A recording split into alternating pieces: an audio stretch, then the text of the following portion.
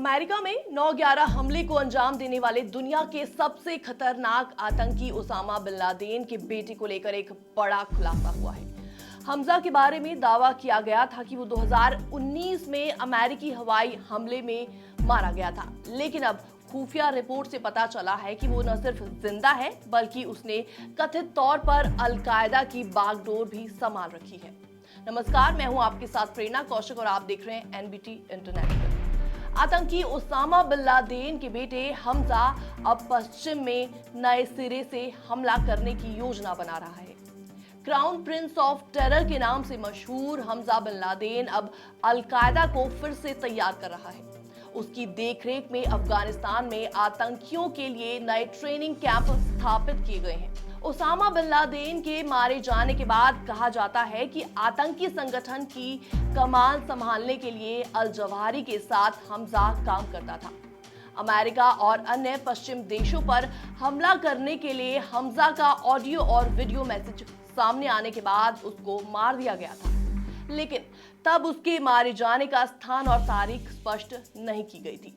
America की ओर से आतंकी घोषित हमजा के ईरान में नजरबंद होने की बातें भी सामने आई थी। खुफिया रिपोर्ट्स बताती हैं कि हमजा का जीवित रहना और फिर से उभरना इराक युद्ध के बाद से अल-कायदा के सबसे शक्तिशाली उभार की वजह बन सकता है। इससे पश्चिम में आतंकवादी गतिविधि की एक नई लहर की आशंका बढ़ गई है। 2011 में उसामा बिन लादेन की मौत और 2022 में अमेरिकी ड्रोन हमले में उसामा के आधिकारिक अल जवाहिरी की हत्या के बाद काफी हद तक शांत था, लेकिन तालिबान की सत्ता में वापसी का फायदा उठाते हुए अल-कायदा अफगानिस्तान में फिर से खुद को मजबूत करने में लगा हुआ है और इसके खतरनाक परिणाम भी हो सकते हैं।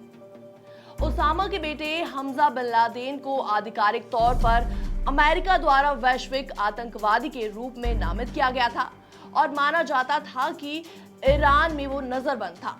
कहा जाता है कि ईरान में अपनी मां के साथ कई साल बिताने से पहले उसका जन्म सऊदी अरब के जेद्दा में हुआ था। आपको बता दें, हमजा के पिता उसामा बिन लादेन को 2011 में पाकिस्तान के एबटाबाद के एक परिसर में अमेरिका विशेष बलों ने मार गिराया था। उसामा बिन लादेन ने 11 सितंबर 2001 को अमेरिका पर हुए हमलों को मंजूरी दी थी, जिसमें करीबन 3000 लोग से ज्यादा मारे गए थे। कुछ रिपोर्ट्स के अनुसार अफगानिस्तान में अलग अलग 21 से ज्यादा आतंकवादी नेटवर्क अभी तक एक्टिव हैं। खास बात यह है कि अल-कायदा के ट्रेनिंग कैंप उन इलाकों में बनाए जा रहे हैं जहां पश्चिम सेनाएं पहले लड़ चुकी हैं। इन शिविरों की मौजूदगी अल-कायदा की बढ़ती ताकत का सबूत है। इसने आशंका को जन्म दिया है कि 9/11 जैसा एक और हमला हो सकता है। फिलहाल इस वीडियो में बस इतना ही। बाकी दुनिया की तमाम खबरों को देखने के लिए देखते रहिए एनबीटी इंटरनेशनल।